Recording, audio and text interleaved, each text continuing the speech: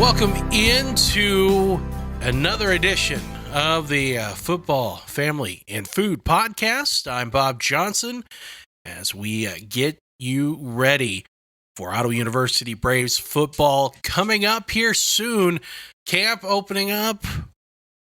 Games not too far away. As of this recording, we're about 2 weeks out from that first game of the year and just a little over 1 week out from the scrimmage against Mid-America. And joining us now is the man, the myth, the legend, the one and only head coach of your Ottawa University Braves, Nick Davis. Coach, thank you so much for joining us.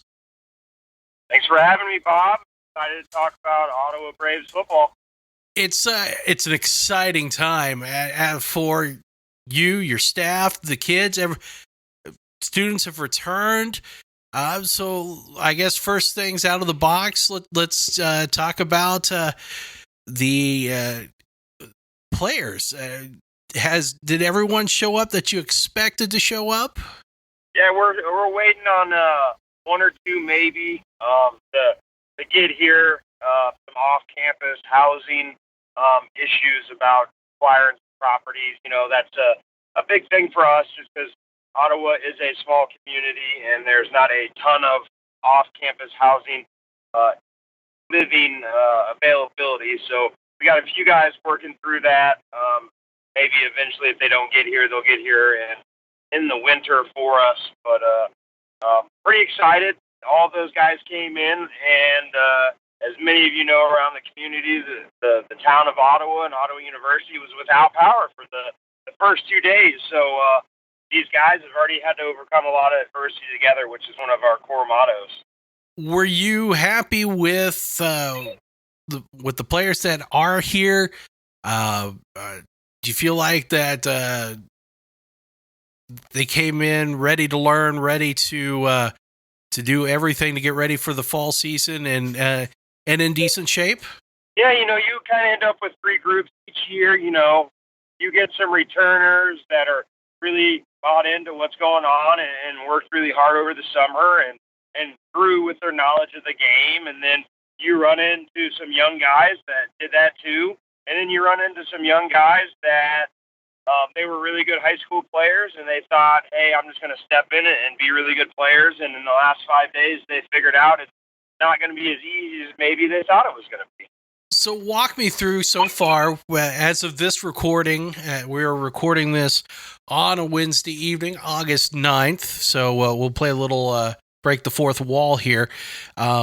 Practice for you has officially started, or is that coming up here? Yeah, no, we just finished practice 5 this afternoon. So 2 helmet-only practices, 2 helmet and shoulder pad practices after that, and then today we were allowed to go full pad, but we're actually going to wait until Saturday to go full pad and tackle. We're going to try to get some officials out and kind of have a scrimmage from 8 to 10 a.m. And kind of see what our guys can do, and then rest up on Sunday. Then we're kind of in game week next week for Mid-America Nazarene scrimmage. You've had the scrimmage coming up, and as we mentioned, and then a week after that, you open the season. So not a lot of time to prepare or get ready for that. So what have you and your staff done to try to make every practice count so far? And do you feel like that the team is making progress and heading in the direction that you want it to go? Yeah, you know, we are at a disadvantage a little bit. Our school started on Monday, so I think everybody else in our conference might be in that football camp mentality where all their players are doing is football 24/7, where ours for the last 3 days have now just had to be student athletes. So we only get about a 2-hour block practice day with those young men, and we get some meetings, but it's not like any of our counterparts, you know, across the conference that aren't in school yet that might be spending 6-8 hours with their athletes. So what we've tried to do, defensively, again, we're doing the same things that we've done for the last 3 years with the terminology. Coach Mudd will add his own flavor onto it. The Braves defense, you're going to see the same things you've seen over the last 3 years, but you've seen different things from 3 different coordinators. And then on offense, we've kind of made it really simple for our guys that we could play fast. We could install our whole offense in 5 days. And so we're playing fast. We got great tempo, and we're pretty excited about what we're doing on offense. It's probably hard for you to maybe make a comparison, but I have to ask, from where you are right now in camp, right, and then you look back to where you were maybe at the same time last year, do you feel like the offense is made strides and it maybe has maybe looks not only different, but that they're picking up on it? Yeah, no, I think our offense made tremendous strides. This is kind of the best offense I've seen at Ottawa University, as a coach, in my second tenure. I don't know if we're quite to the Clarence Anderson throwing for all those yards and having 26 touchdowns and being able to run for 1,000 yards yet. We still got to get better, but our offensive line, we brought back a lot of experience. We've even had some injuries with some kids early on, and it's kind of next man mentality, so we're a little deeper than we've ever been. Our offensive line, I felt like we've grown a lot. We got experience, in our first team session, our team run session, and in 5 plays, we were able to go down the field and score, and that was a group that, over the last few years, they haven't seen a lot of success, consistently, and for 5 plays to get 5 positive gains in a row for those guys, I think that's united them to continue to get more hungry and perform at a higher level because that day our pass pro wasn't great, and then the next day we came out, I'm like, man, this is the best pass pro we've had in a long time. And today we came out, and and our defense is doing a great job too, so it's not like it's one-sided at this point, but generally, Bob, 5 practices in, your defense usually dominates your offense, and our offense, in the last 3 years, I would say this is the best offense we've had through 5 practices competing against our defense. You mentioned the that you have some depth that maybe hasn't been there in the previous seasons, over the last few seasons. What has that done to spark competition? And do you feel like that there is a lot of healthy competition going on out there on both sides of the ball? Yeah, no, I do. We got some freshman offensive line that we think are doing a phenomenal job for us, and sophomores, some returners for us, and then quarterback, we got some good young guys. Heck, we're 8 deep at wide receiver, and there's guys right now, freshmen that are in the 5th string that are good football players.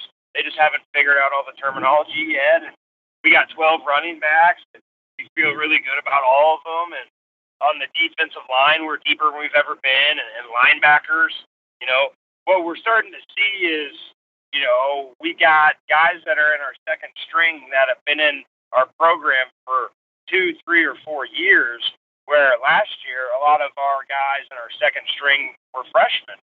We started 2 freshman offensive linemen. Our second string linebackers a lot of the time were freshmen. So we're coming back with a lot of returners. I think I tallied up the other day, there's 16 guys on offense that have started for us over their career, and there's 11 guys on defense that have started for us over their career. And then the impressive thing is we almost brought every single backup we had from last year, too, that have never started. So we're the deepest we've been since I've been back in the program, I think. How much of that has been the effort that your staff has put together to recruit and to maintain what you have, and how much of it is also wanting to come play for a program such as Ottawa University that does have history and tradition behind it? Yeah, I think it is what our staff's trying to do and build our program with our family accountability and mindset. I think it is what our administration's done by stepping up and having some of the best facilities in the country. It's from the fundraising aspects that we've done as a football program to even help our football program, the things we've done in our locker room. So, from our administration with a brand new weight room and a phenomenal press box, really good facilities across our campus, to us fundraising some money to make sure that we have one of the nicest football locker rooms in the NAIA, and and then finding kids from across the country that want to be a part of this and know that it's not going to be easy. And it seems like you've got a great mix there. And do you feel like where you are right now, chemistry-wise, is a lot further along than maybe you were a year ago? Yeah, I think so, but that's hard to tell, Bob. Like, we go out and, knock on wood, we go out and lose 5 straight games. It's not, the chemistry is not going to be there. So these kids need to see success, to believe even more. And we always talk about believing in us, but sometimes, no matter what you do in life, it's hard to believe in something unless you see success. So I think right now the offense is seeing some success, so they're believing in what Coach Anderson's doing and what we're trying to accomplish, which is good.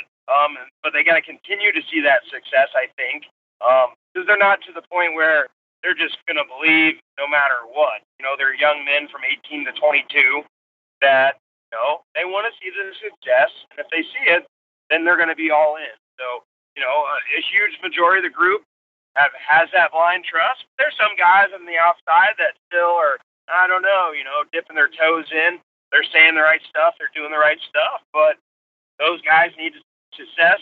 And what's cool, Bob, is if you can get those guys on the edge to buy in, everybody else is like, man, if that guy bought in, I'm bought in. Well, Rod's bought in. I can tell you that right now. He's full. There we go. He's full go with that right now. That's such a great point with having to. Fringe may not be the right term, but getting those players, as you say, that are kind of on the outskirts. What do you think it would take for everyone to be all in on it? Is it a week 1 win or a week 0 win against Southwestern? Is it seeing some progress with the scrimmage against Mid-America? What would you think that would be? Yeah, I think it's one of those trust things. I think the kids have came to trust, and I'm a humble guy. I don't want to brag. I think the kids have came to trust me that I'm going to bring a consistent attitude to the program. But now they got to build trust with Clarence Anderson and Blake Mudd as the offense and defensive coordinator. So it's a little bit of, they're going to have to build those relationships. I'm a firm believer of it's not going to matter what offensive play or defensive play we run. It's that the kids believe in Clarence Anderson. The kids believe in Blake Mudd. They believe in me and Jacob Garcia and Cole Greenwood and Reese Schaff and Matt Jones. Like, if those kids believe in us, we can run whatever play we want. We have good talent. We'll be successful. So I do think, yes, we have good success in these games. I think the kids buy in, but they got to be able to trust those guys, and that's why I love my offensive defensive coordinator, because they're fully bought in. They want to make sure not only they're good at their job as a football coach, they want to make sure that Ottawa University is a winning football program because they have skin in the game because they're alums of the school. How and it's early, I understand with practices and everything, but how have the players reacted to Coach Anderson and to Coach Mudd? No, I think really well. I thought a lot of guys may have thought Coach Anderson was going to be this pushover, I'm your buddy, and he's not like that. He's got that relationship with those guys off the field, which I would say is very similar to me, but he's demanding on the field, and Coach Mudd, the same thing. So what I love, I think, is that our offensive defensive coordinator and me are all on the same wavelength. We're all in it together. There's no egos. There's no, I think we should do this or, that. It's, hey, what is best for the whole football program? And that's what we're trying to accomplish. How much does that get your players behind you all and maybe spark a little bit of unity with them if they see the coaching staff is all on the same page? I think it does tremendous. We end every day of practice with everybody on the offense, fist bumps or high fives, shakes hands with people on the defense, and it's the coaching staff too. Like, at the end of the day, one of our huge fundamentals of what we think is going to win football games is unity, and it's being a team. So we think toughness and ball security and tackling and finishing.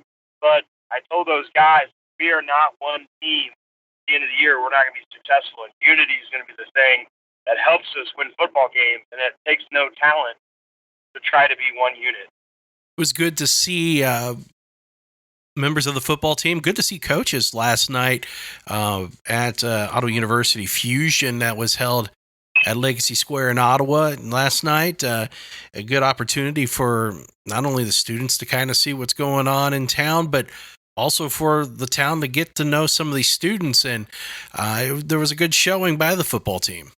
Yeah, we finished up with practice and told them, hey, the cafe's closed today because they're serving food out here. So if you guys want to eat dinner, you guys better get over to Fusion. And our coaches went out there for a while, and we got some good food and listened to some music. And KOFO was out there, so I got to talk on the radio during the baseball game with Coach Anderson. And then it was a quick drive home because got to get ready for the next day of practice at school.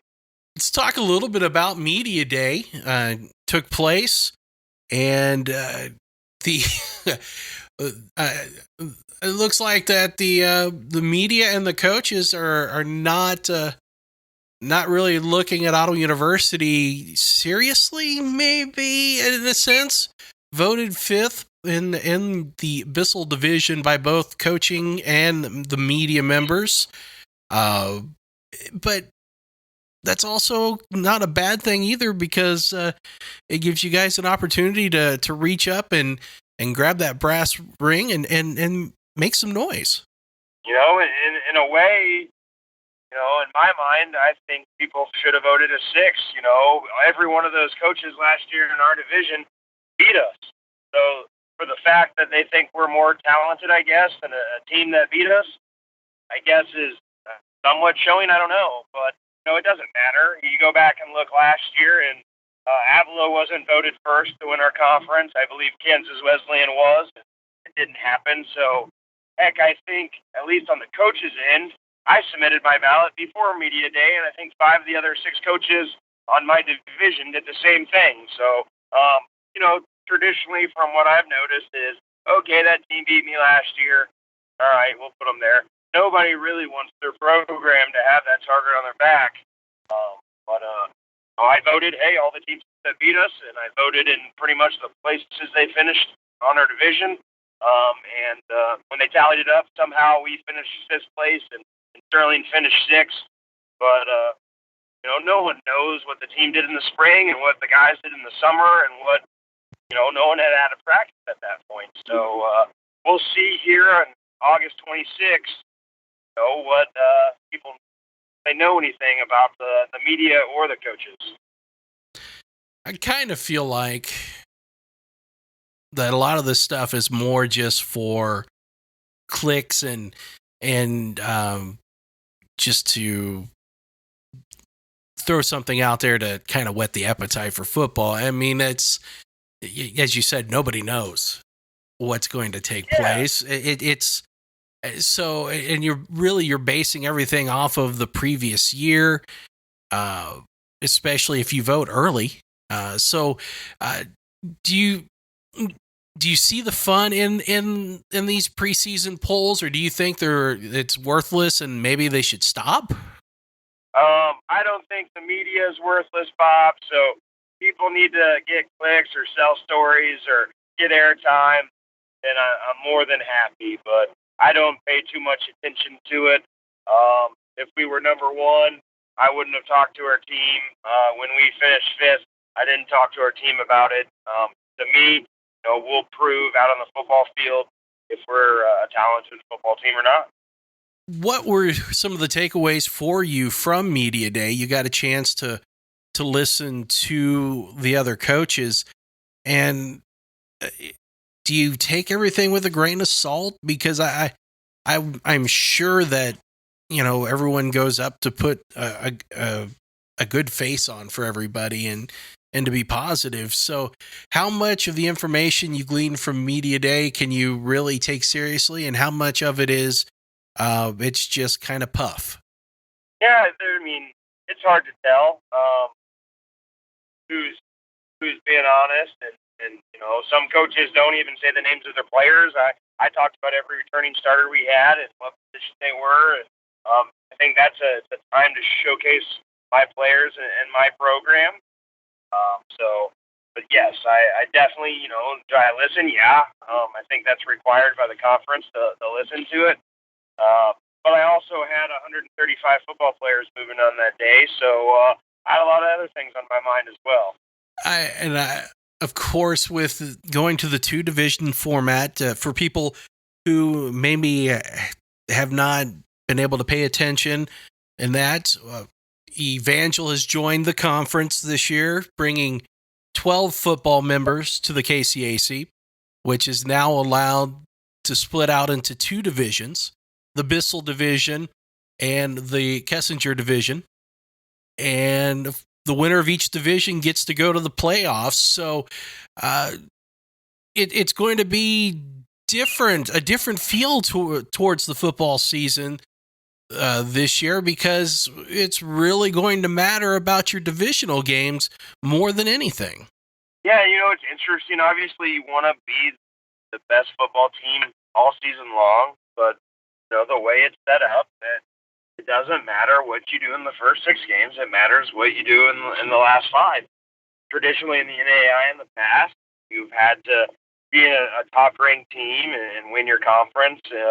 And the NAIA has now said, hey, you just need to be good in your division. So it's going to be about what team is the healthiest in the last 5 games, what team's playing the best football in the last 5 games. And then, Bob, we've talked about a ton. The game of football, there's quite a bit of luck involved in there. So what team gets the lucky breaks, in those last 5 games? So, I don't know if we're going to approach it differently, but in the NAIA, there's eligibility issues early on. Like, if you're playing an 11-game schedule and your best player isn't eligible to week 1 because he's waiting on a transcript, that could be a season breaker. Now, that game, it matters, right? It counts for the standing. You want to win every game you play. But that game has no bearing on if you go to the playoffs or not, those first 6 games.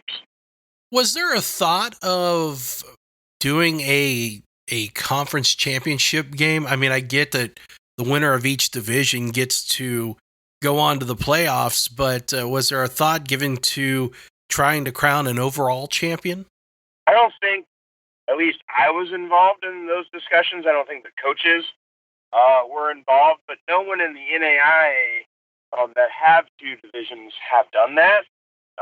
And maybe for a good reason. Like, why would you hurt your other team in your conference's chances of making the playoffs from a late season loss? So, I think the way the NAIA playoffs had worked, I see that being a disadvantage. Now you're telling me it doesn't matter what your record is, the division champ goes.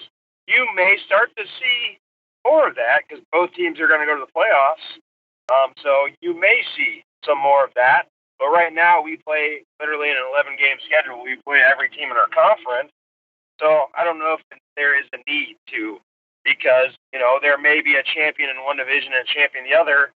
Well, one of those teams played the other team and one team beat that team. So whether there's an outright title or not, there's going to be one team that feels like that they were the KCAC champions because they won their division and they beat the other team that won their division.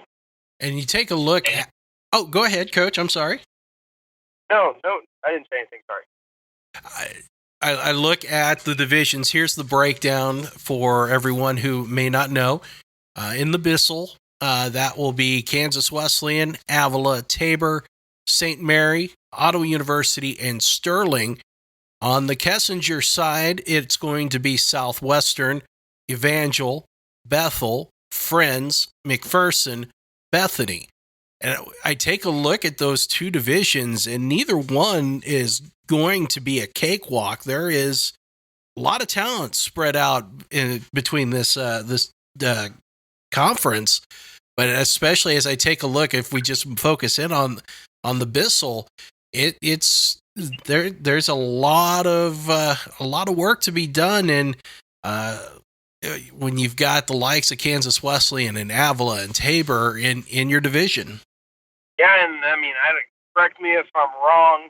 I know every team and maybe St. Mary's in the last 15 years. I feel like every team has won the conference. I'm not positive on St. Mary's, but I know they've had some years that they've had some success. So you're going into this with 6 teams that have experience in the NAIA playoffs, all playing in one division. And the other division isn't a slack either, because really every team in the other division has a ton of experience recently in the playoffs. Besides, you would say Bethany, that team is probably the most historic, best team in the conference traditionally overall. Do you feel like there's one division that's going to be tougher than the other? And so if, let's say, with the Bissell, Ottawa comes out as a division champion, do you feel like that's a little more accomplished than being the division champion of the Kessinger, or do you kind of see them both on the same level? I think the way the league created it was they created it that it was competitive. So what they've done is they took the year before COVID and they took the year after COVID, and they kind of got rid of that COVID year because some teams didn't play games and different stuff. And they took the record. So it was created so it would be equal. You know, the passenger division has Bethany, which over the last 2 years historically has been one of the worst programs, and St. Mary's until last season has been historically one of the worst programs. And then, you know, they evened it out, so there wasn't a bad teams in one division and all the good teams in another, which to the fault of the Heart. And I know they play a north-south, and they have more of geography involved.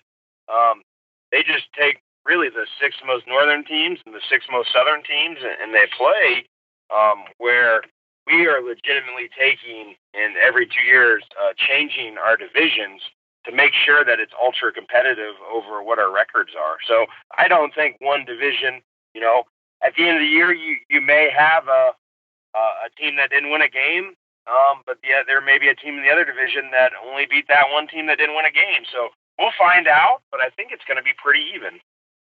It's going to add to a lot of excitement, and as you mentioned, it's not that those first 5 games or so don't mean anything, because they do, but it does give an opportunity for every team to kind of get some things worked out without completely ruining chances to make the playoffs. So that adds a real different wrinkle. But I would imagine that you want to, number one, go out and win every game, whether it matters or not to the division. But 2, you kind of want to be settled in on what you want to do and not tinker a whole lot, especially as you start to get to the divisional games. Yeah, it's not like I'm going to hold back for 6 straight weeks until we get to the game. Some people, you know, like if you're Michigan and you know you're going up against Eastern Michigan, and you have Penn State the next week, you're probably not going to use all your best stuff against Eastern Michigan. You don't need to.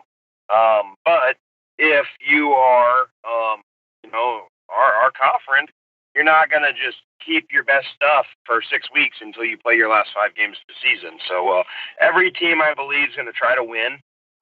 Where I think it's an advantage is it's going to help some of those young teams that haven't figured out things early get some growth. But like we talked about, you go 0-6, your team's probably lost faith in what you're trying to accomplish. You know, you can, you know, mentally, hey, let's restart the season. We got a chance to win a championship. But at that point, you've had 6 straight weeks where you haven't been successful. It's hard to turn those situations around. Is it true that members of the Pac-4 are possibly looking to join the KCAC? Yeah, Stanford reached out to me last night, Bob, and asked if they could come in. Do you feel like they'd be a good fit? I don't know if their academics are high enough for our conference. That is a tough call. Tough call. I definitely think Oregon State is out, though. Yes.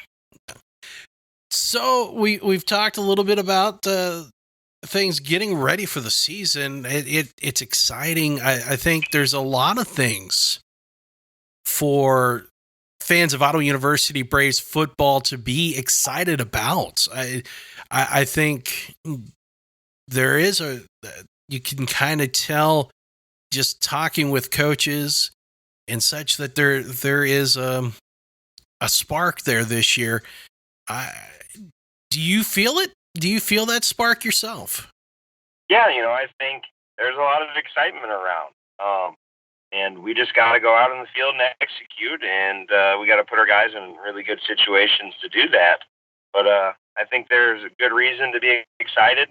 I know our campus is excited, and we're just excited to go out and show Ottawa Braves alums and our community that we're trying to be a better football program and put a great product out on the field for everybody to watch. So walk me through your culinary excursions here since the last time we talked. What have you come across that you've really enjoyed? Then you would say people who are listening to this who come to the area that they shouldn't miss out on. Yeah, well, we went. Tiger Pennington, our team chaplain, he is a pastor at the First Baptist Church. We went and surprised him on his birthday at his church with the whole football team. And Doc Reg, the president of the university, is a big-time supporter of Tiger Pennington and the First Baptist Church. And he got the boys Smoke Creation Barbecue. So I know we've talked about them, but I think that's a fine establishment here in Ottawa, and can never go wrong with Pizza Time Buffet. And as everybody listening knows, we'll be at Primetime Grill, I think, here pretty soon, and that's a phenomenal spot there in Ottawa. And I was talking to Bob before we got on the air, for people that like ice cream and are big fans of Betty Ray's in Kansas City, one's going to come to Olathe, so you guys can save about a 20-minute travel and travel 25 or 35 minutes up to Olathe and get your Betty Ray's ice cream here in a few months.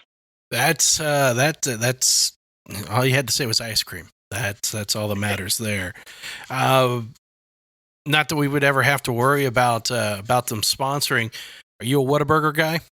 Yeah, I like Whataburger. I'll eat it. I'm not over the top. Like, oh my God, In-N-Out, Whataburger, the greatest burgers of all time. I think the burger I've liked best up in the metro area is Cosmo Burger. They have one in Waldo, but the one we go to is in the Lenexa City Center, and that place is pretty phenomenal. What is it about Cosmo Burger? They just do the smash burger, but they got a good bun, and they got this smash sauce. They do tater tots, and it's pretty greasy, Bob. So that's what I think I like the best. I can get a triple, not feel like a real fatty. Get some bacon on there, and man, it's good stuff. Well, that's a real fatty. I don't think I could do a triple, so I'm impressed. They're skinny. Well, as a friend of mine would probably say, paper thin. Well, that's something maybe I have to look out for. I don't know though. I don't like super greasy though. I got to be honest. That's Well, right there in the little spot, because it's kind of a food court area. There's a pizza place. If you go on the right night, I think Friday night, there's a red bean burrito place or something. There is actually an Indian place. I think they're putting in a Korean place, and there's an African cuisine. They got a bakery, and then they have a really good coffee shop my wife is trying to convince me to go to that she's gone to a few times. So pretty good location there in Lenexa. For people listening that have been to Overland Park and been to Strang Hall, very similar there, a little smaller than what Strang Hall has to offer, though. Okay, you've got to settle something for me. Last night at Fusion, I watched Doc Reggie's claim that he has never played cornhole before. And first beanbag out, it goes in. Nothing but the bottom of the whatever thing it is. Have you ever seen Doc Reggie's play cornhole before? And if so, is he a ringer? I have never seen him play, but it could be a technicality. Maybe he's never played cornhole, but maybe he's an expert at bags. Oh, so is this kind of like a a soda versus pop thing? Is it maybe different terminology? Maybe. You never know. I don't know. Mm. Maybe he's just a natural. That could be. I mean, I don't want to doubt it, but he made sure to say that he had never done it before, and I was impressed. The athletic skill, the hand-eye coordination involved from Doc Reggie's, that was impressive. Well, he makes a lot of important decisions, so maybe he's strategically just been mentally thinking about how to get the bag in the cornhole. Better man than I. That's all I got to say. Better man than I. So, as we begin to wrap this one up here, it's a great chance to it's been great to be able to kind of talk about and get set that table. Is that Annie? Annie's excited if that's it. If it's Annie, yeah, Annie and Scout. Oh, they're ready for football season. They are. Anything you want to leave us with as we wrap up this one here? Because other than probably the coach's show, unless we try to do some quick hits or something around there, this may be the last podcast and until the season's over. Yeah, no, we're just really excited for people to come out and support us. And if you guys ever need anything, let us know. If someone in the community needs us, our football program, our coaching staff to help them, reach out to us. We'd love to help. We had over 200 hours of community service last spring, and Coach Mudd's our kind of contact there. And if anyone that is involved at Ottawa University needs our help, Coach Anderson's in charge of our campus outreach. We just want to provide service to the community and our alums, and with doing that, we want to win a lot of football games and create some good men. That's what we're trying to accomplish, and if you can help us any way, that'd be awesome. If you need help, we're more than willing. Coach, thank you for joining us and talking about Ottawa University Braves football as we get ready for the season. Looking forward to this one, and looking forward to getting together for our first coaches show as we get ready. This will be new ground for me because I didn't get to host it last year, so this will be my first coaches show with you at the helm. Yeah, we're pretty excited. Coach, thank you so much. That's going to do it for the Football, Family, and Food podcast. We'll talk to you again soon, but be sure to check out the Nick Davis Coaches Show. That'll be on 1220 and 103.7 FM KOFO. It'll also be over the internet, so you'll want to check out for that by paying attention to KOFO's Facebook or our Twitter accounts. And then also we'll have all the action for you for Ottawa University Braves football on 1220 and 103.7 FM KOFO and on the internet, ottawabraves.com. So a lot of good stuff coming your way. So again, thanks for joining us. I'm Bob Johnson. We'll talk to you soon.